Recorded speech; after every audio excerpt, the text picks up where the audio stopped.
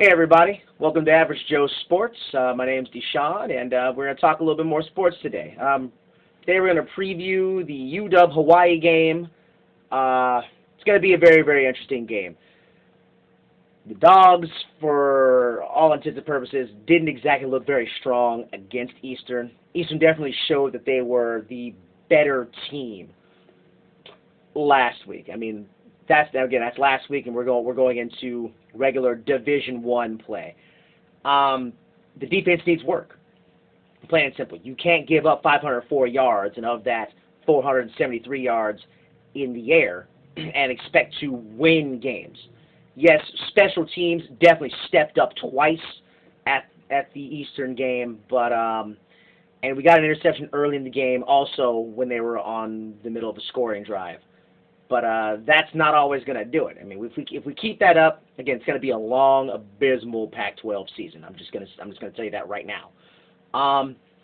Hawaii is another high-flying passing offense, and I just hope that the defense actually steps up and has their heads on straight. However, I have been hearing, both online and also reading the newspaper, that the Dogs as a whole are way more focused, and I think that's the way you have to be. If you had that kind of focus against Eastern, we probably would have actually won that game more handily. I knew that game was going to be close, but, I didn't expect it to be that close. Winning 30-27, still, a win's a win, but it's a very, very ugly win for all intents and purposes. But looking at the Hawaii game, I think that we're going to see a much more focused Husky team than we did last week. I think we're going to win. I don't think we're going to win handily, but I definitely think we're going to show that we are a dominating team to everybody in the nation. So go Dogs on that. Looking ahead to Monday Night Football, my Raiders are going to be playing the Denver Broncos, who I hate with a fiery passion. No offense to Denver fans, but we go back. It's plain and simple. But I had the pleasure to see Oakland play Seattle in the last preseason game at the Clink, and needless to say, it left me with a lot of questions. What's the deal with the offensive line? What's the deal with the defensive secondary? We are definitely missing a lot of key pieces. Jason Campbell doesn't look very, very comfortable under center, and all in all, I didn't see a very, very good product. I didn't see that commitment to excellence that I'm used to seeing when it comes to Raider football.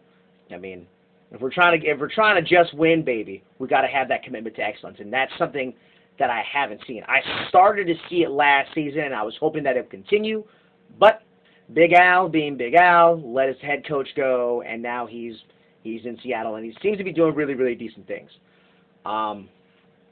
We're going to win this game, I think, and it's going to be close.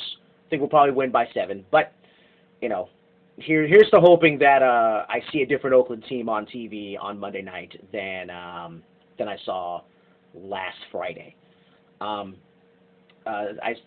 Predicting a win. Let's hope. Denver's got their own quarterback issues right now. They've got trying to figure out whether or not they're going to start Tim Tebow at some point in the season, and until they figure that out, it's going to be that elephant in the living room. And with that, speaking of quarterback controversies, back to the Seattle Seahawks. Who should they start? My opinion, give Charlie Whitehurst the ball game 1. That is something that I feel that is important. If you want a chance to at least have a shot making the playoffs in the NFC West, you go with Charlie Whitehurst. I haven't seen jack from Tavares Jackson, plain and simple. I've watched all their games living in Seattle. That's what you get on TV because it's regional coverage.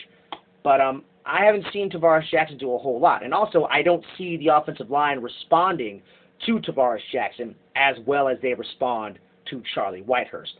And again, if I were coach, I will look at that and go, well, offensive line seems to like one quarterback over the other. Maybe we should start him. I mean, again, you start him for the first couple games, if he, first three or four games, and if he goes below 500, then you stick Tavares Jackson back in there, and and if he happens to do well, then great. Experiment failed, but you have another quarterback to go to. Again, he's going to get you to the playoffs, because the NFC West, again, is a weak division, and you can have, sub 500 record. But I think 8-8 is going to be the benchmark. I would like to see 10 wins out of the conference as a whole, but I would put Seattle as a favorite with Charlie Whitehurst. Without Charlie Whitehurst, I'm going to go with the Arizona Cardinals. Sorry. I think Kevin Kolb's got it. He's got a great receiver out there, and I think their team is the team that's got it the most together.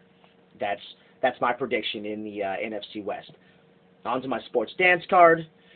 This week, not very, very busy. Last week I had 110 things to do in 4 days, and it was really, really good. But I'm going to be out of town, so I won't be at the UW-Hawaii game. I'm going to catch that on the radio.